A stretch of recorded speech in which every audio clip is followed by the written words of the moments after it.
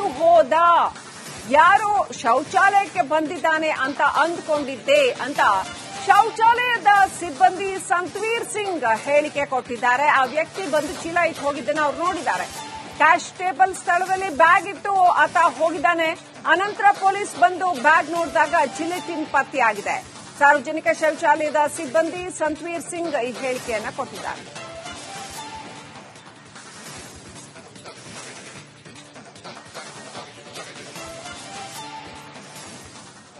मैं इधर में काम करा रहा था, हाउस कीपिंग का भी काम चलता ना मेरा, तो मैं इधर काम करा रहा था थोड़ा क्लीनिंग का। तो मैं इधर से उधर थोड़ा गया, इधर में एक सामान रख करके टॉयलेट गया कोई। टॉयलेट जाने के बाद जब मैं उधर से आया तो इधर में एक बैग रखा हुआ था, थैली, तो इधर रखा हुआ था, मैं उठा करके उधर रख दिया यहाँ। और रखने के बाद जो है जब वो थोड़ा ज्यादा देर हो गया तो मैं बैग ओपन कौन किया? वो पुलिस किया जी। वो बीएमटीसी का गार्ड जो है ना, गार्ड साहब लोग किए। मैं इधर में काम करा रहा था, हाउस कीपिंग का भी काम चलता ना मेरा, तो मैं इधर काम करा रहा था थोड़ा क्लीनिंग का। तो मैं इधर से उधर थोड़ा गया, इधर में एक सामान रख करके टॉयलेट गया कोई। टॉयलेट जाने ಆಲ್ ರೈಟ್, ವಾಪಸ್ ನಮ್ಮ ಪ್ರತಿನಿಧಿ ಅರವಿಂದ್ ಕನೆಕ್ಟ್ ಆಗಿದ್ದಾರೆ. ಅವ್ರ ಹತ್ರ ಮಾತಾಡೋಣ. ಅರವಿಂದ್, ಪೊಲೀಸರು ಶೋಧ ಮಾಡುವಾಗ ಆ ವ್ಯಕ್ತಿ ಯಾರು, ಏನು, ಆತನ ಚೆಹರೆ ಏನು, ಆತ ಯಾಕೆ ಇಲ್ಲಿ ಬ್ಯಾಗ್ ಇಟ್ಟು ಹೋದ, ಅದೇನಾದ್ರೂ ಪತ್ತೆ ಆಗಿದೆಯಾ? ಆ ವ್ಯಕ್ತಿಯನ್ನ ಬೆನ್ನಟ್ಟಿ ಹೋಗ್ಲಿಲ್ವಾ ಪೊಲೀಸರು? ಮತ್ತೆ ಏನೆಲ್ಲ ಡೀಟೇಲ್ಸ್ ಇದೆ?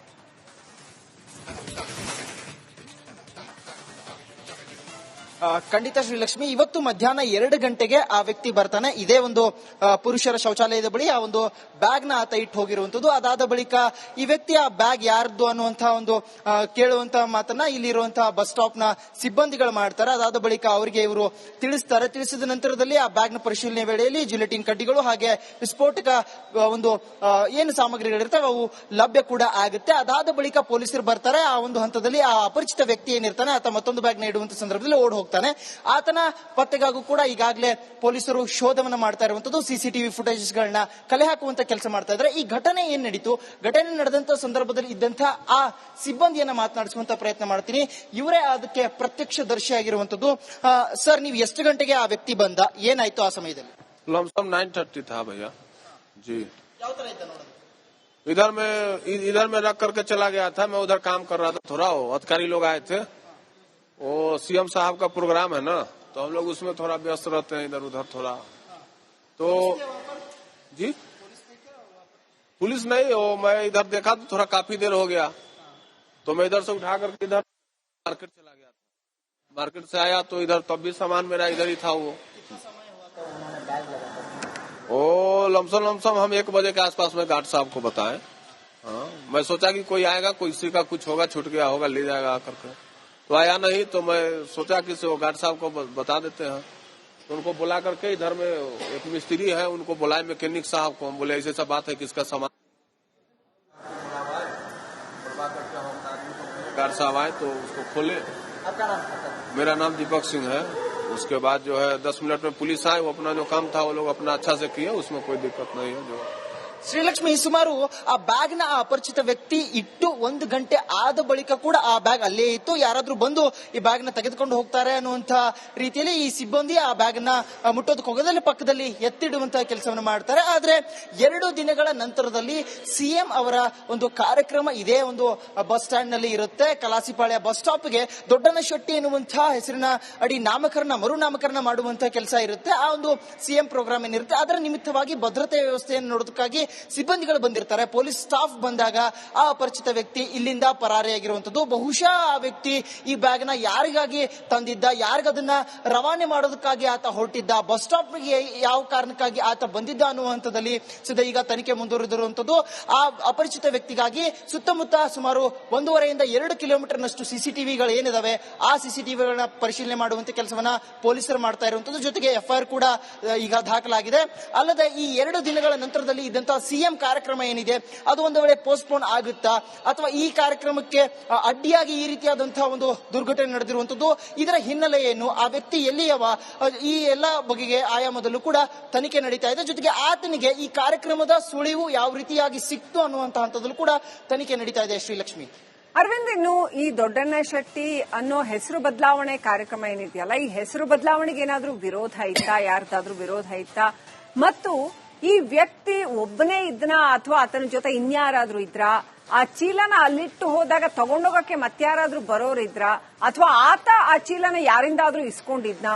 ಈ ಎಲ್ಲ ಡೌಟ್ ಬರುತ್ತೆ. ಜೊತೆಗೆ ನೀವು ನಿಂತಿರುವಂತಹ ಏರಿಯಾ ಕಲಾಸಿಪಾಳ್ಯ ಸುತ್ತಮುತ್ತ ಬಸ್ ಸ್ಟ್ಯಾಂಡ್ ಇರ್ಬೋದು, ಆ ಒಟ್ಟು ಏರಿಯಾದಲ್ಲಿ ಭದ್ರತೆ ಎಷ್ಟರ ಮಟ್ಟಿಗೆ ಇದೆ? ಆ ಏರಿಯಾ ಯಾವ ರೀತಿ ಇದೆ? For the benefit of our viewers, ನಮ್ಮ ರಾಜ್ಯಾದ್ಯಂತ ನೋಡ್ತಾ ಇರೋ ಜನಗಳಿಗಾಗಿ ಆ ಏರಿಯಾವನ್ನ ಕೂಡ ಒಂದ್ ಸ್ವಲ್ಪ ಎಕ್ಸ್ಪ್ಲೈನ್ ಮಾಡಿ.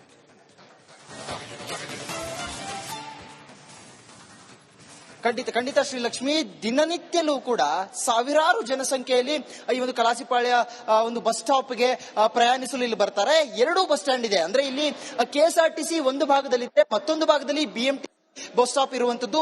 ಈ ಬಸ್ ಸ್ಟಾಪ್ಗೆ ಆತ 2 ಗಂಟೆಗೆ ಬರ್ತಾನೆ. 2 ಗಂಟೆಗೆ ಬಂದಂತ ಸಂದರ್ಭದಲ್ಲಿ ದೀಪಕ್ ಅನ್ನುವಂತ ಆ ಸಿಬ್ಬಂದಿ ಏನಿರ್ತಾರೆ ಅವರು ಆತನನ್ನ ಕೇಳ್ತಾರೆ ಈ ಬ್ಯಾಗ್ ಯಾರದ್ದು ಅಂತ. ಆ ಸಂದರ್ಭದಲ್ಲಿ ಆತ ಅಲ್ಲಿ ಕೆಲವು ನಿಮಿಷಗಳ ನಂತರ ನಾನು ಬರ್ತೀನಿ ಅನ್ನುವಂತ ಹಂತದಲ್ಲಿ ಹೇಳಿ ಆ ಬ್ಯಾಗ್ ನ ಇಟ್ಟು ಹೋಗ್ತಾನೆ. ಅದಾದ ಬಳಿಕ ನೀವು ಆ ಒಂದು ಬ್ಯಾಗ್ ನ ಯಾರು ತೆಗೆದುಕೊಂಡು ಹೋಗಬಹುದು ಅನ್ನುವಂತ ಹಂತದಲ್ಲಿ ಆತ ಸುಮ್ಮನಿರ್ತಾನೆ ಆ ಸಿಬ್ಬಂದಿ. ಆದ್ರೂ ಕೂಡ ಯಾರು 1 ಗಂಟೆ ಕಾಲಾವಕಾಶ ಆದ್ರೂ ಕೂಡ ಯಾರು ತೆಗೆದುಕೊಂಡು ಹೋಗೋದಿಲ್ಲ. ಸಾವಿರಾರು ಜನಸಂಖ್ಯೆ ದಿನನಿತ್ಯ ಓಡಾಡುವಂತಹ ಬಸ್ ಸ್ಟಾಪ್ ಇದಾಗಿದ್ರು ಕೂಡ ಇಲ್ಲಿ ಯಾವುದೇ ರೀತಿಯಾದಂತಹ ಬೀಟ್ ಪೊಲೀಸ್ ಇಲ್ಲ ಅನ್ನುವಂಥದ್ದು ಪ್ರಮುಖವಾಗಿ ನಮಗೆ ಕಂಡು ಬರ್ತಾ ಇರುವಂತದ್ದು. ಜೊತೆಗೆ ಈ ಘಟನೆ ಏನೋ ನಡೀತು, 2 ಗಂಟೆ ಘಟನೆ ನಡೆದ್ರು ಕೂಡ ನೀವು ನೋಡ್ತಾ ಇರಬಹುದು ದೃಶ್ಯಾವಳಿಗಳಲ್ಲಿ ಯಾವುದೇ ರೀತಿಯಾದಂತಹ ಸಿಬ್ಬಂದಿಗಳು ಇಲ್ಲಿ ಕಾಣಸಿಗೋದಿಲ್ಲ. ಒಂದು ಜೀಪ್ ಮಾತ್ರ, ಪೊಲೀಸ್ ಠಾಣೆಯ ಒಂದು ಜೀಪ್ ಮಾತ್ರ ಇರುವಂತದ್ದು. ಅದಾದ ಬಳಿಕ ಇಲ್ಲಿ ಅಂದ್ರೆ ಘಟನೆ ನಡೆದಂತ ಸ್ಥಳದಲ್ಲಿ ಭದ್ರತೆಯ ದೃಷ್ಟಿಯಿಂದ ಯಾರು ಕೂಡ ಇರೋದಿಲ್ಲ. ಆ ವ್ಯಕ್ತಿ ಯಾವ ಕಾರಣಕ್ಕಾಗಿ ಬಂದಿದ್ದ, ಆತ ಯಾರಿಗಾಗಿ ಈ ಒಂದು ಬ್ಯಾಗ್ ನ ತಂದಿದ್ದ, ಜೊತೆಗೆ ಆತನ ಸಂಪರ್ಕದಲ್ಲಿದ್ದಂತಹ ವ್ಯಕ್ತಿಗಳು ಯಾರು ಅಂದ್ರೆ ಬಸ್ ಸ್ಟಾಪ್ ನಲ್ಲಿ ಇದ್ದಂತಹ ಸಿಸಿಟಿವಿಗಳನ್ನ ಪರಿಶೀಲನೆ ಮಾಡುವಂತ ಕೆಲಸವನ್ನ ಮಾಡಬೇಕಾಗುತ್ತೆ. ಅದಾದ ಬಳಿಕ ಅಂದ್ರೆ ಆತ ಯಾರಿಗಾದ್ರೂ ಭೇಟಿ ಆಗಿದ್ನ, ಯಾರ್ದಾದ್ರೂ ಜೊತೆಗೆ ಮಾತನಾಡಿದ್ನ, ಈ ಹಂತದಲ್ಲಿ ತನಿಖೆ ಮಾಡುವಂತ ಕೆಲಸವನ್ನ ಮಾಡ್ತಾ ಇರುವಂತದ್ದು ಕಲಾಸಿಪಾಳ್ಯ ಠಾಣೆಯ ಸಿಬ್ಬಂದಿ ಮಾಡ್ತಾ ಇರುವಂತದ್ದು. ಜೊತೆಗೆ ಡಿಸಿಪಿ ಗಿರೀಶ್ ಅವರು ಕೂಡ ಸ್ಥಳಕ್ಕೆ ಬಂದು ಸಂಪೂರ್ಣವಾದಂತಹ ಮಾಹಿತಿಯನ್ನು ಕಲೆ ಹಾಕುವಂತ ಕೆಲಸವನ್ನ ಮಾಡ್ತಾರೆ. ಎಫ್ಐಆರ್ ಕೂಡ ದಾಖಲಾಗಿರುವಂತದ್ದು.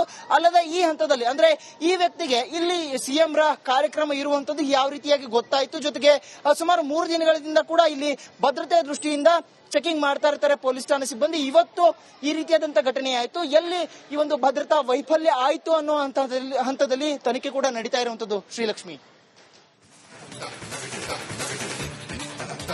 ಯಾರೋ ಒಬ್ಬ ವ್ಯಕ್ತಿ ಒಂದು ಚೀಲ ಇಟ್ಟು ಹೋದ, ಯಾರೋ ಶೌಚಾಲಯಕ್ಕೆ ಬಂದಿದ್ದಾನೆ ಅಂತ ಅಂದ್ಕೊಂಡಿದ್ದೆ ಅಂತ ಶೌಚಾಲಯದ ಸಿಬ್ಬಂದಿ ಸಂತವೀರ್ ಸಿಂಗ್ ಹೇಳಿಕೆ ಕೊಟ್ಟಿದ್ದಾರೆ. ಆ ವ್ಯಕ್ತಿ ಬಂದು ಚೀಲ ಇಟ್ಟು ಹೋಗಿದ್ದನ್ನು ಅವ್ರು ನೋಡಿದ್ದಾರೆ.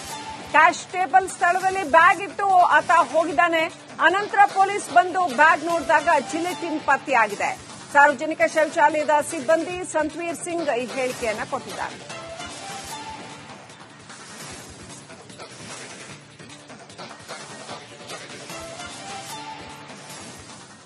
मैं इधर में काम करा रहा था, हाउस कीपिंग का भी काम चलता ना मेरा, तो मैं इधर काम करा रहा था थोड़ा क्लीनिंग का, तो मैं इधर से उधर थोड़ा गया. इधर में एक सामान रख करके टॉयलेट गया. कोई टॉयलेट जाने के बाद जब मैं उधर से आया तो इधर में एक बैग रखा हुआ था, थैली, तो इधर रखा हुआ था. मैं उठा करके उधर रख दिया यहाँ, और रखने के बाद जो है जब वो थोड़ा ज्यादा देर हो गया तो मैं बैग ओपन कौन किया?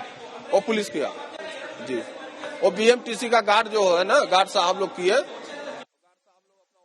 मैं इधर में काम करा रहा था, हाउस कीपिंग का भी काम चलता ना मेरा, तो मैं इधर काम करा रहा था थोड़ा क्लीनिंग का, तो मैं इधर से उधर थोड़ा गया. इधर में एक सामान रख करके टॉयलेट गया. कोई टॉयलेट जाने ಆಲ್ ರೈಟ್, ವಾಪಸ್ ನಮ್ಮ ಪ್ರತಿನಿಧಿ ಅರವಿಂದ್ ಕನೆಕ್ಟ್ ಆಗಿದ್ದಾರೆ. ಅವ್ರ ಹತ್ರ ಮಾತಾಡೋಣ. ಅರವಿಂದ್, ಪೊಲೀಸರು ಶೋಧ ಮಾಡುವಾಗ ಆ ವ್ಯಕ್ತಿ ಯಾರು, ಏನು, ಆತನ ಚೆಹರೆ ಏನು, ಆತ ಯಾಕೆ ಇಲ್ಲಿ ಬ್ಯಾಗ್ ಇಟ್ಟು ಹೋದ, ಅದೇನಾದ್ರೂ ಪತ್ತೆ ಆಗಿದೆಯಾ? ಆ ವ್ಯಕ್ತಿಯನ್ನ ಬೆನ್ನಟ್ಟಿ ಹೋಗ್ಲಿಲ್ವಾ ಪೊಲೀಸರು? ಮತ್ತೆ ಏನೆಲ್ಲ ಡೀಟೇಲ್ಸ್ ಇದೆ?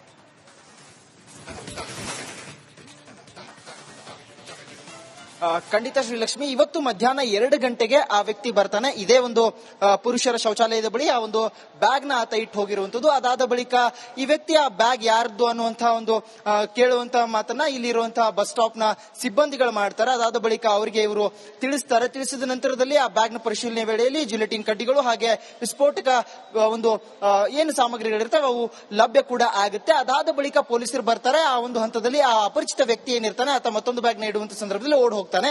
ಆತನ ಪತ್ತೆಗಾಗೂ ಕೂಡ ಈಗಾಗಲೇ ಪೊಲೀಸರು ಶೋಧವನ್ನ ಮಾಡ್ತಾ ಇರುವಂತದ್ದು. ಸಿಸಿಟಿವಿ ಫುಟೇಜಸ್ ಗಳನ್ನ ಕಲೆ ಹಾಕುವಂತ ಕೆಲಸ ಮಾಡ್ತಾ ಇದ್ದಾರೆ. ಈ ಘಟನೆ ಏನ್ ನಡೀತು, ಘಟನೆ ನಡೆದಂತ ಸಂದರ್ಭದಲ್ಲಿ ಇದ್ದಂತಹ ಆ ಸಿಬ್ಬಂದಿಯನ್ನ ಮಾತನಾಡಿಸುವಂತ ಪ್ರಯತ್ನ ಮಾಡ್ತೀನಿ.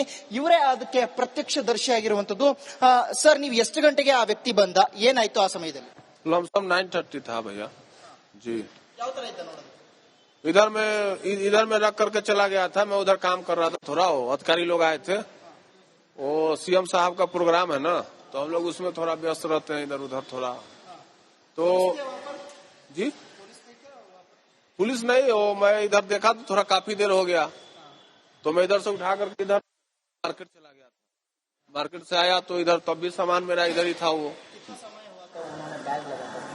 वो लमसम हम 1 बजे के आसपास में गार्ड साहब को बताएं। हाँ, मैं सोचा कि कोई आएगा, कोई किसी का कुछ होगा, छूट गया होगा, ले जाएगा करके, तो आया नहीं। तो मैं सोचा कि वो गार्ड साहब को बता देते हैं। तो उनको बुला करके इधर में एक मिस्त्री है, उनको बुलाए, मैकेनिक साहब को। हम बोले ऐसे सब बात है कि इसका सामान। गार्ड साहब आए तो उसको खोले। आपका नाम? मेरा नाम दीपक सिंह है। उसके बाद जो है 10 मिनट में पुलिस आए। वो अपना जो काम था वो लोग अपना अच्छा से किए, उसमें कोई दिक्कत नहीं है। जो ಶ್ರೀಲಕ್ಷ್ಮಿ, ಸುಮಾರು ಆ ಬ್ಯಾಗ್ ನ ಅಪರಿಚಿತ ವ್ಯಕ್ತಿ ಇಟ್ಟು 1 ಗಂಟೆ ಆದ ಬಳಿಕ ಕೂಡ ಆ ಬ್ಯಾಗ್ ಅಲ್ಲೇ ಇತ್ತು. ಯಾರಾದ್ರೂ ಬಂದು ಈ ಬ್ಯಾಗ್ ನ ತೆಗೆದುಕೊಂಡು ಹೋಗ್ತಾರೆ ಅನ್ನುವಂತ ರೀತಿಯಲ್ಲಿ ಈ ಸಿಬ್ಬಂದಿ ಆ ಬ್ಯಾಗ್ ನ ಮುಟ್ಟೋದಕ್ಕೆ ಹೋಗೋದಲ್ಲಿ ಪಕ್ಕದಲ್ಲಿ ಎತ್ತಿಡುವಂತಹ ಕೆಲಸವನ್ನು ಮಾಡ್ತಾರೆ. ಆದ್ರೆ 2 ದಿನಗಳ ನಂತರದಲ್ಲಿ ಸಿಎಂ ಅವರ ಒಂದು ಕಾರ್ಯಕ್ರಮ ಇದೇ ಒಂದು ಬಸ್ ಸ್ಟ್ಯಾಂಡ್ ನಲ್ಲಿ ಇರುತ್ತೆ. ಕಲಾಸಿಪಾಳ್ಯ ಬಸ್ ಸ್ಟಾಪ್ ಗೆ ದೊಡ್ಡನಶೆಟ್ಟಿ ಎನ್ನುವಂತಹ ಹೆಸರಿನ ಅಡಿ ಮರು ನಾಮಕರಣ ಮಾಡುವಂತಹ ಕೆಲಸ ಇರುತ್ತೆ. ಆ ಒಂದು ಸಿಎಂ ಪ್ರೋಗ್ರಾಮ್ ಏನಿರುತ್ತೆ ಅದರ ನಿಮಿತ್ತವಾಗಿ ಭದ್ರತೆ ವ್ಯವಸ್ಥೆಯನ್ನು ನೋಡೋದಕ್ಕಾಗಿ ಸಿಬ್ಬಂದಿಗಳು ಬಂದಿರ್ತಾರೆ. ಪೊಲೀಸ್ ಸ್ಟಾಫ್ ಬಂದಾಗ ಆ ಅಪರಿಚಿತ ವ್ಯಕ್ತಿ ಇಲ್ಲಿಂದ ಪರಾರಿಯಾಗಿರುವಂತದ್ದು. ಬಹುಶಃ ಆ ವ್ಯಕ್ತಿ ಈ ಬ್ಯಾಗ್ ನ ಯಾರಿಗಾಗಿ ತಂದಿದ್ದ, ಯಾರಿಗದನ್ನ ರವಾನೆ ಮಾಡೋದಕ್ಕಾಗಿ ಆತ ಹೊರಟಿದ್ದ, ಬಸ್ ಸ್ಟಾಪ್ ಗೆ ಯಾವ ಕಾರಣಕ್ಕಾಗಿ ಆತ ಬಂದಿದ್ದ ಅನ್ನುವಂಥದ್ದಲ್ಲಿ ಸದ್ಯ ಈಗ ತನಿಖೆ ಮುಂದುವರೆದಿರುವಂತದ್ದು. ಆ ಅಪರಿಚಿತ ವ್ಯಕ್ತಿಗಾಗಿ ಸುತ್ತಮುತ್ತ ಸುಮಾರು 1.5 ರಿಂದ 2 ಕಿಲೋಮೀಟರ್ ನಷ್ಟು ಸಿಸಿಟಿವಿಗಳು ಏನಿದಾವೆ ಆ ಸಿಸಿಟಿವಿಗಳನ್ನ ಪರಿಶೀಲನೆ ಮಾಡುವಂತ ಕೆಲಸವನ್ನ ಪೊಲೀಸರು ಮಾಡ್ತಾ ಇರುವಂತದ್ದು. ಜೊತೆಗೆ ಎಫ್ಐಆರ್ ಕೂಡ ಈಗ ದಾಖಲಾಗಿದೆ. ಅಲ್ಲದೆ ಈ 2 ದಿನಗಳ ನಂತರದಲ್ಲಿ ಇದ್ದಂತಹ ಸಿಎಂ ಕಾರ್ಯಕ್ರಮ ಏನಿದೆ ಅದು ಒಂದು ವೇಳೆ ಪೋಸ್ಟ್ಪೋನ್ ಆಗುತ್ತಾ ಅಥವಾ ಈ ಕಾರ್ಯಕ್ರಮಕ್ಕೆ ಅಡ್ಡಿಯಾಗಿ ಈ ರೀತಿಯಾದಂತಹ ಒಂದು ದುರ್ಘಟನೆ ನಡೆದಿರುವಂತದ್ದು, ಇದರ ಹಿನ್ನೆಲೆ ಏನು, ಆ ವ್ಯಕ್ತಿ ಎಲ್ಲಿಯವ, ಈ ಎಲ್ಲ ಬಗೆಗೆ ಆಯಾಮದಲ್ಲೂ ಕೂಡ ತನಿಖೆ ನಡೀತಾ ಇದೆ. ಜೊತೆಗೆ ಆತನಿಗೆ ಈ ಕಾರ್ಯಕ್ರಮದ ಸುಳಿವು ಯಾವ ರೀತಿಯಾಗಿ ಸಿಕ್ತು ಅನ್ನುವಂತಹ ಹಂತದಲ್ಲೂ ಕೂಡ ತನಿಖೆ ನಡೀತಾ ಇದೆ. ಶ್ರೀಲಕ್ಷ್ಮಿ, ಅರವಿಂದ್, ಇನ್ನು ಈ ದೊಡ್ಡನಶೆಟ್ಟಿ ಅನ್ನೋ ಹೆಸರು ಬದಲಾವಣೆ ಕಾರ್ಯಕ್ರಮ ಏನಿದೆಯಲ್ಲ, ಈ ಹೆಸರು ಬದಲಾವಣೆಗೆ ಏನಾದ್ರೂ ವಿರೋಧ ಇತ್ತಾ, ಯಾರ್ದಾದ್ರೂ ವಿರೋಧ ಇತ್ತಾ? ಮತ್ತು ಈ ವ್ಯಕ್ತಿ ಒಬ್ಬನೇ ಇದ್ನಾ ಅಥವಾ ಆತನ ಜೊತೆ ಇನ್ಯಾರಾದ್ರೂ ಇದ್ರಾ? ಆ ಚೀಲನ ಅಲ್ಲಿಟ್ಟು ಹೋದಾಗ ತಗೊಂಡೋಗಕ್ಕೆ ಮತ್ತಾರಾದ್ರೂ ಬರೋರಿದ್ರ ಅಥವಾ ಆತ ಆ ಚೀಲನ ಯಾರಿಂದಾದ್ರೂ ಇಸ್ಕೊಂಡಿದ್ನಾ? ಈ ಎಲ್ಲ ಡೌಟ್ ಬರುತ್ತೆ. ಜೊತೆಗೆ ನೀವು ನಿಂತಿರುವಂತಹ ಏರಿಯಾ ಕಲಾಸಿಪಾಳ್ಯ ಸುತ್ತಮುತ್ತ ಬಸ್ ಸ್ಟ್ಯಾಂಡ್ ಇರ್ಬೋದು, ಆ ಒಟ್ಟು ಏರಿಯಾದಲ್ಲಿ ಭದ್ರತೆ ಎಷ್ಟರ ಮಟ್ಟಿಗೆ ಇದೆ, ಆ ಏರಿಯಾ ಯಾವ ರೀತಿ ಇದೆ, for the benefit of our viewers, ನಮ್ಮ ರಾಜ್ಯಾದ್ಯಂತ ನೋಡ್ತಾ ಇರೋ ಜನಗಳಿಗಾಗಿ ಆ ಏರಿಯಾವನ್ನ ಕೂಡ ಒಂದ್ ಸ್ವಲ್ಪ ಎಕ್ಸ್ಪ್ಲೈನ್ ಮಾಡಿ.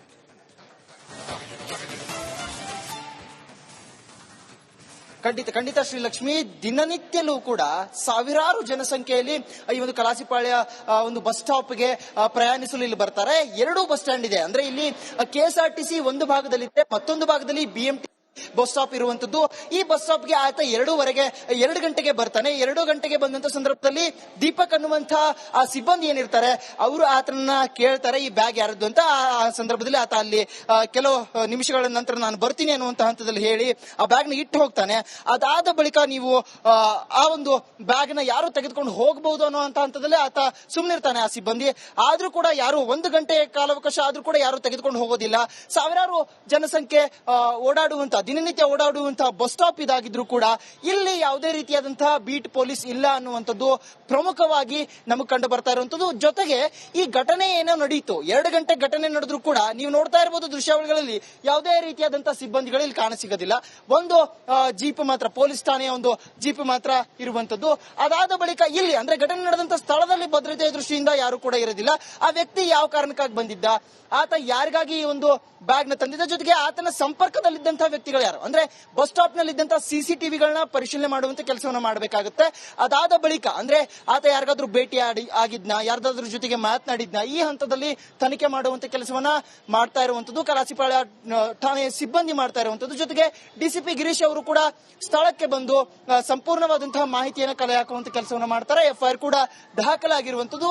ಅಲ್ಲದೆ ಈ ಹಂತದಲ್ಲಿ ಅಂದ್ರೆ ಈ ವ್ಯಕ್ತಿಗೆ ಇಲ್ಲಿ ಸಿಎಂ ರ ಕಾರ್ಯಕ್ರಮ ಇರುವಂತದ್ದು ಯಾವ ರೀತಿಯಾಗಿ ಗೊತ್ತಾಯ್ತು, ಜೊತೆಗೆ ಸುಮಾರು 3 ದಿನಗಳಿಂದ ಕೂಡ ಇಲ್ಲಿ ಭದ್ರತೆಯ ದೃಷ್ಟಿಯಿಂದ ಚೆಕಿಂಗ್ ಮಾಡ್ತಾ ಇರ್ತಾರೆ ಪೊಲೀಸ್ ಠಾಣೆ ಸಿಬ್ಬಂದಿ. ಇವತ್ತು ಈ ರೀತಿಯಾದಂತಹ ಘಟನೆ ಆಯ್ತು, ಎಲ್ಲಿ ಈ ಒಂದು ಭದ್ರತಾ ವೈಫಲ್ಯ ಆಯ್ತು ಅನ್ನೋ ಹಂತದಲ್ಲಿ ತನಿಖೆ ಕೂಡ ನಡೀತಾ ಇರುವಂತದ್ದು. ಶ್ರೀಲಕ್ಷ್ಮಿ.